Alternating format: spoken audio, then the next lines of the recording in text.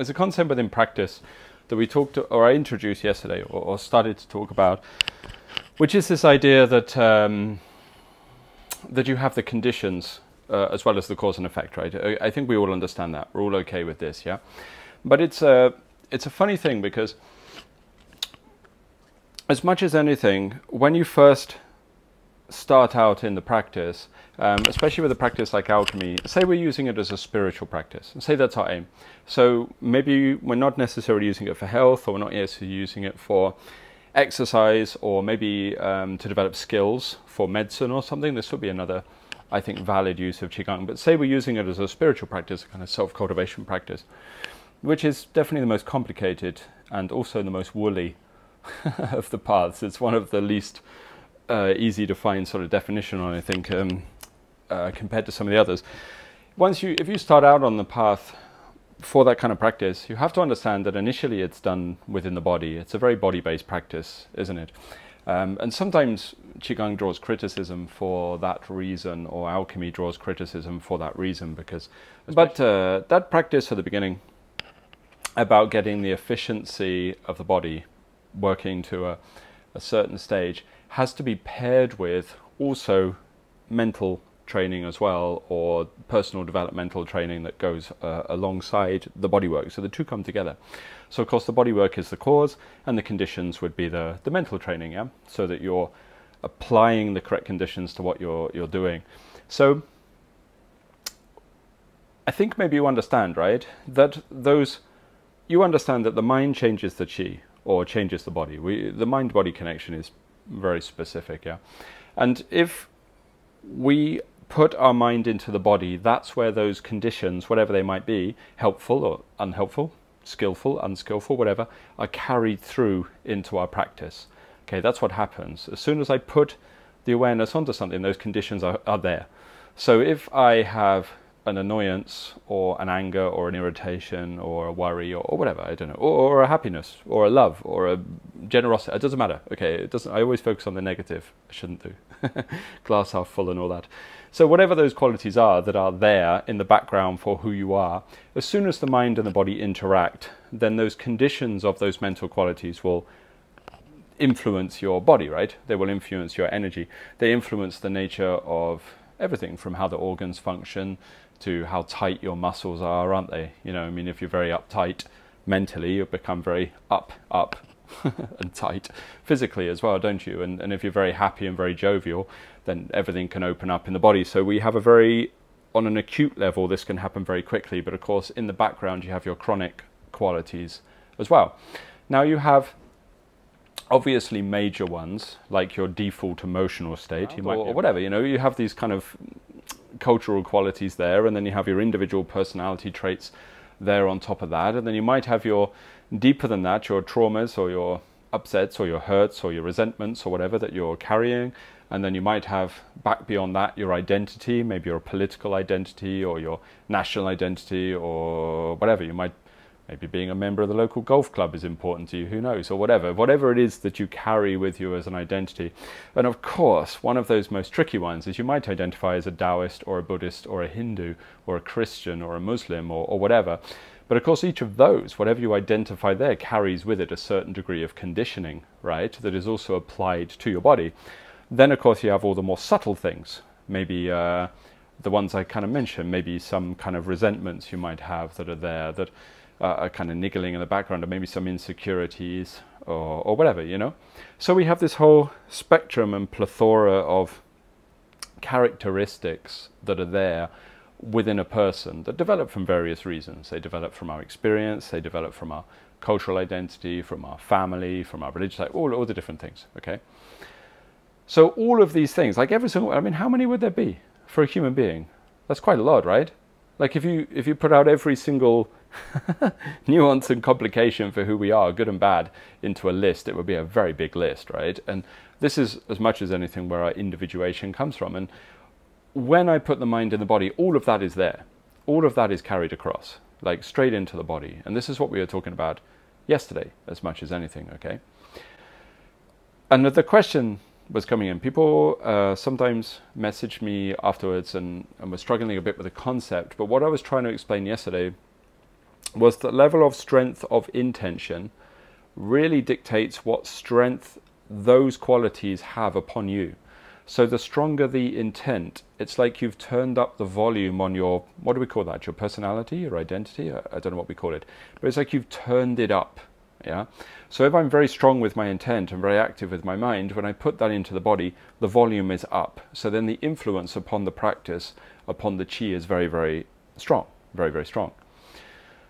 So I might be trying to mobilize chi in a particular direction. I might be trying to release something within my body. I don't know what you're doing, or maybe even a pattern. Do you know this, that chi is patterned? Have I spoke about this much with you before? In Qigong, we talk about flows. You know, it has to go up this channel, through this channel, fill this region of the body, become dense here, or whatever. Okay, very simplistic things. But on top of that, there's also a patterning for the chi. And it's quite strange, because people will even talk about it or visualize it or experience it as almost like mandala type patterns, like geometric patterns and things. I guess similar to if you kind of, I know it sounds strange, but if you zoom in on the body close enough, you get down to cells and then molecules and blah, blah, blah. And the same with energy. At a certain stage when absorbing into chi, you find it has a kind of structure to it, a kind of pattern that is formed within it. And as much as anything, that pattern, the patterning of the chi, is controlled by our identity, what influence it has upon that energy. So the Taoists essentially really kind of divided their practice up into two parts. Once alchemy became developed, not in original writings, but as the years went on, they divided their practice up into two parts, with the Xing and the Ming side of the training. Yeah. So as much as anything, the Ming aspect, even though Ming is a difficult word to define, but the Ming aspect was really kind of governed by what you did with your body, as much as anything. Okay, so how could we change, understand, or increase the efficiency of the body's functioning? So even the idea of health, according to the Taoists, was just efficiency of the body's functioning. An unhealthy person, their body wasn't functioning as efficiently as it could, and a healthy person, their body was functioning as efficiently as it could. That was basically the difference between it. And health or poor health of the lungs would be the individual efficiency of that organ, or whatever. This is how they viewed it. So Ming was encompassed within this, within the sort of governance of the energy and the organs and all of the practices that we do. But then the other side of it, Xing, was your nature, which was essentially what was the patterning that was being put onto the chi you were working with. So definitely that patterning of the chi to do with the nature of Xing does have a massive influence upon the success, shall we say, or efficiency of the practice. Okay, it certainly does. So at the beginning, some of the, how do you word it, cruder, I don't know, larger things need dealing with. So the more obvious things. So more obvious things are what? The things we normally focus on are stress levels, maybe like that, how centered our mind is, as in how much is it swinging between different places, you know, sort of extreme emotional states. Those things obviously we understand that we need to look at. But then of course all of the subtler mental qualities make a difference upon the quality of the chi as well. Now this is where there are some parallels between the traditions, but of course they focus on different things. So meditation traditions very much, or ones that are based very much in consciousness, would talk about the kind of defilements or issues with your nature that would cause you to have an inability to see the truth of something, or something to draw you into ignorance. You can word that however you want, but I'm sure you understand that meditative training would do this. Whereas body-based or somatic or energy-based work would often take the same approach, that okay, we need to deal with the nature of the character, but they would talk less about the nature of ignorance or seeing the truth, and focus more upon what influence that had upon the patterning of the energy system, upon the patterning of the chi, the efficiency of the practice, because their aim was ultimately to understand what influence did Xing have upon Ming. That was really what they were discussing, or vice versa, I suppose, your Ming upon your Xing. It's easy to be in a good mood when you're comfortable in your body, okay, and it's easy to be in a bad mood when you're tired with pain, right? So obviously there's a correspondence either way between the two of them. So for earlier stages of internal training, as much as anything, I just think people should learn to be comfortable. Comfortable with themselves, comfortable with the quality of the mind, as much as anything, okay? We want those kind of things that make us feel unpleasant out of the way. But then, of course, the deeper somebody goes into training, within a spiritual tradition, it becomes more I guess, more defined the nature of the qualities that are required, because through the insights of the traditions, they understood that certain mental qualities were unhelpful and certain mental qualities were helpful towards a progression through a practice. And it wasn't always necessarily the totally obvious ones either. Sometimes there was some sort of subtle things, especially the deeper they went, certain subtle characteristics they wanted and others they didn't want because they felt they were unhelpful for the patterning of the qi.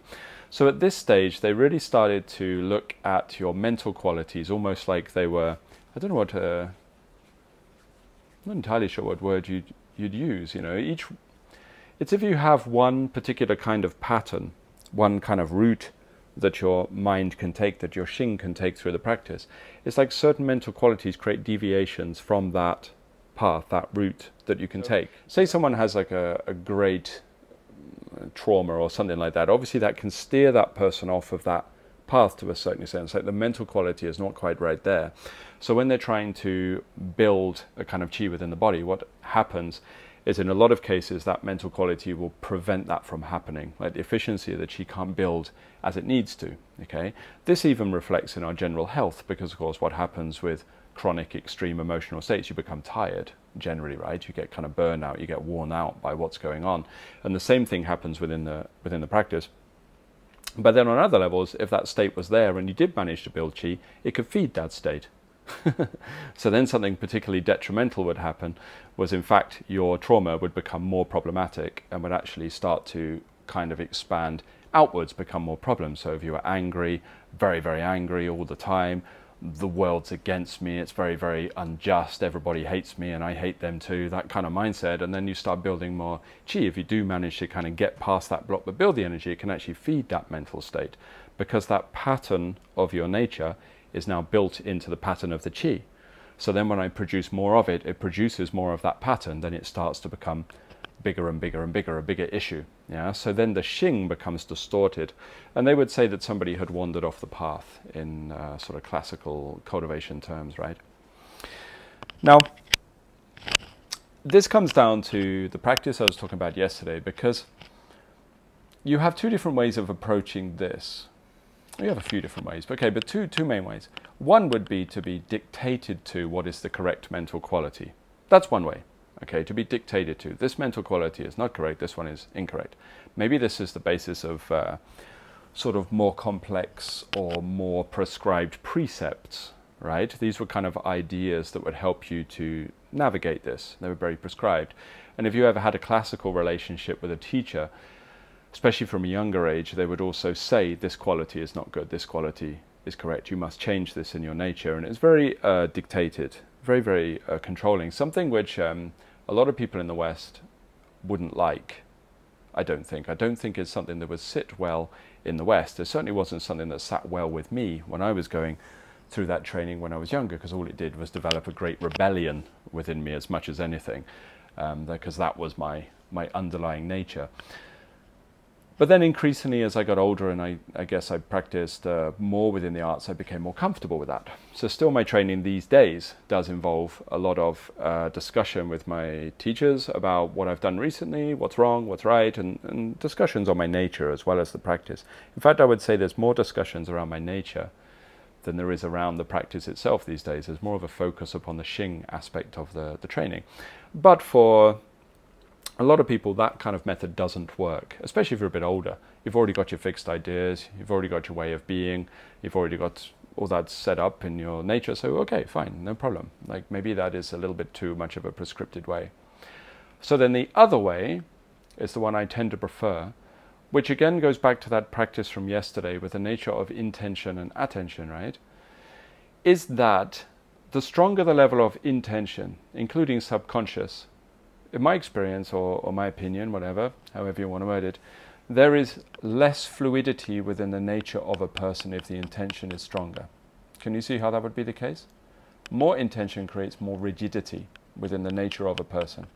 More attention, the more attentive you are at any given time, the more fluidity there is within a person's nature. And ultimately what we want for spiritual practice, maybe not for practical life, you know, you're the CEO of a major corporation, maybe you need that You need that kind of strong nature or something like that to take control or whatever, or to at least have some strong stability within your mental stance or whatever.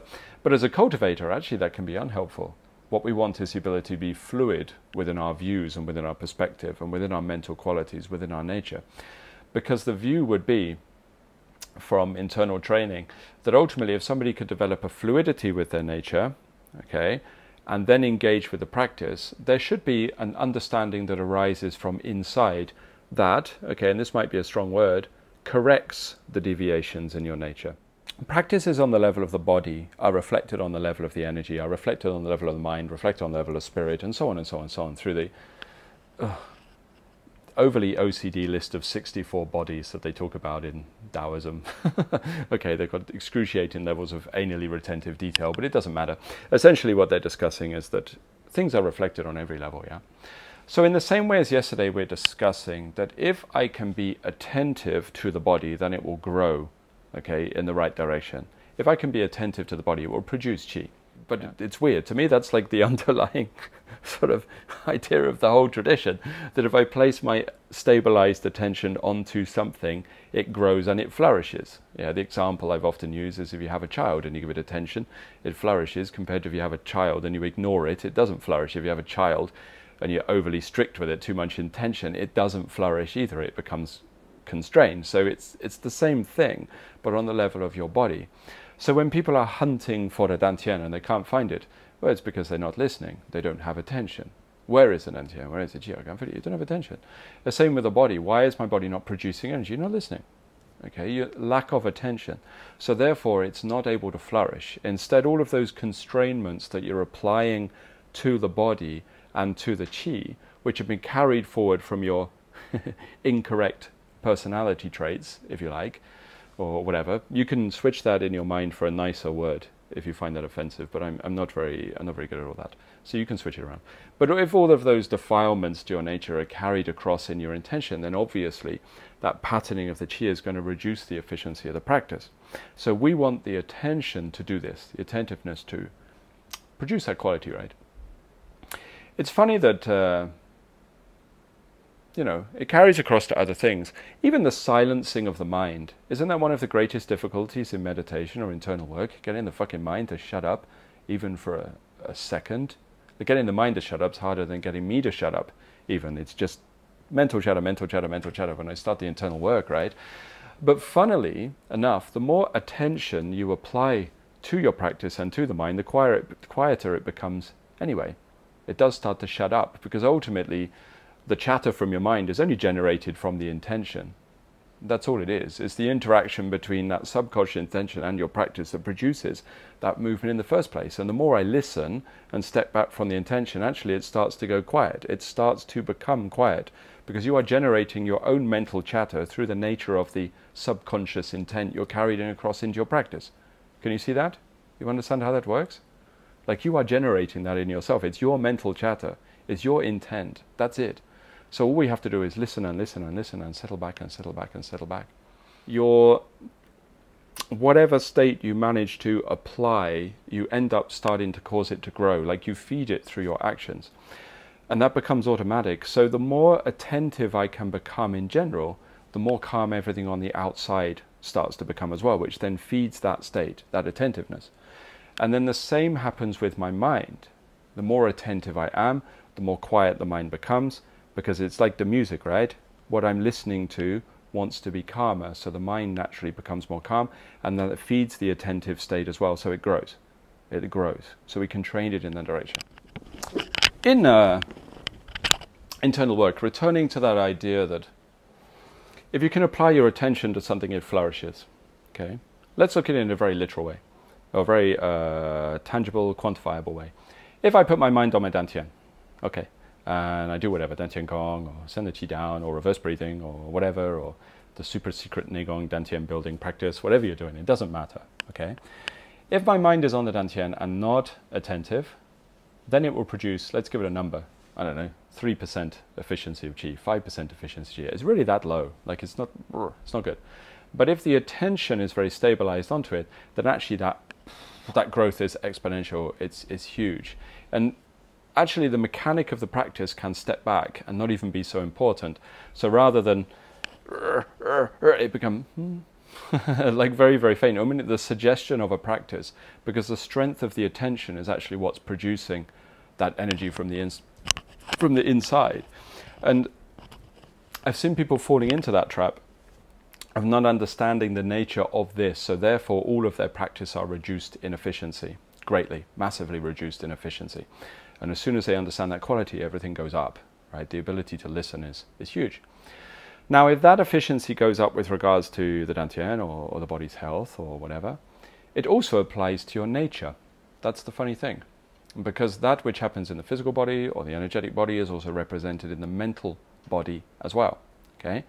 So if I can apply attention, okay, and let the intention go out of the way, then the very fact that I start listening to myself, I know it sounds a little schizophrenic, a little unusual, but that's what happens, then your nature will start to change. It will start to transform. And ultimately what you will find is that universally people will move towards a certain state that is freer, less judgmental, more comfortable, at ease, and more centered. These kind of, there's a big list of qualities, but these qualities will arise from inside. So the great joke that people don't like to hear is that ultimately most of your negativities within your mind or within your feelings, and I know it's hard to hear, are produced because you cannot listen. That's really what it is. Because you are always applying subconscious or unconscious intent to everything that you're doing. So because you cannot listen to yourself, to your own nature, to your own chi, to your own body, the truth or the beneficial qualities cannot arise from inside. And if we have trust, not faith, faith is blind, okay, but trust in self and trust in your own ability, when you apply attention to the inside, then the correct qualities will arise. That is universal, they will arise. But what's going to be the trap there? It's going to be clarity, delusion. Okay, we need these qualities. We need clarity, we don't want delusion. The two counter each other out, right?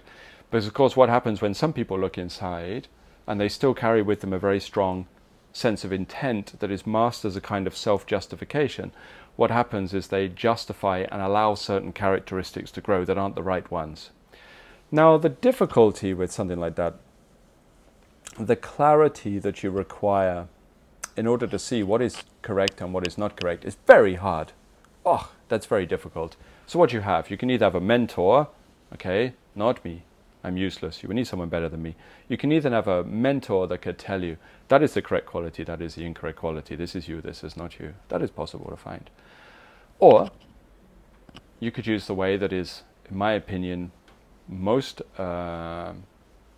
easy, because it does not rely on somebody else particularly, is look to understand what is happening on the other levels of your being. Because if I can apply my attention to the body and its efficiency goes up, and if I can apply my intention to my body and its energy production goes up with no particular method, okay, simply listening, applying attention, if those things go up, then I could almost certainly guarantee that, maybe not perfect, but to a large degree, my attention is good. Okay, my attention is good. If, however, I look to the body and the body doesn't produce energy, dantian doesn't produce energy, I do all the methods, still nothing happens, okay, not so good, then it would imply that maybe the qualities are not as good as they could be. So if I can have the qualities arising on those levels and then apply them to the body, then I can pretty much guarantee that it's going to assist in the growth of the mind. Can you see that? But you will know it is only going to be relevant if there's no longer the requirement for a mechanic to produce that chi. Okay? Because if I need a mechanic to produce the chi, some kind of mechanism, some kind of practice to produce that energy, to increase the efficiency of the body, okay, I can't do it with pure awareness, then actually there's probably still too many distortions on the nature to apply it to the mind to allow that quality to grow from inside. Yeah, it's a very tricky thing. So this is the stage of really understanding when to step away from the mechanic. Does that make sense? I think this is just my opinion now. Only my opinion, not classical. This is my opinion as a disclaimer, as in choose to ignore. What should arise from inside of you should be a great sense of comfort. That's the first thing. This is what I see. This is what I see from teachers and other practitioners, personal experience, peers. A great sense of comfort. Sometimes people seem to think a great sense of joy or happiness arises, but to me, I don't actually think joy or happiness is that important. I think that the human search for happiness is actually one of the greatest difficulties, because of course there's nothing wrong with enjoying life, but the very fact that you're searching for a high means that you are also going to generate a low, because those things are only comparative to one another, and you can't develop yin without developing yang. The two always go hand in hand. So it almost becomes a hunt for something that's going to generate the potential downfall of your mental state. But comfort and being at ease is something that can arise very comfortably from inside the body and very easily once attention is applied to the body. So you should move towards that state.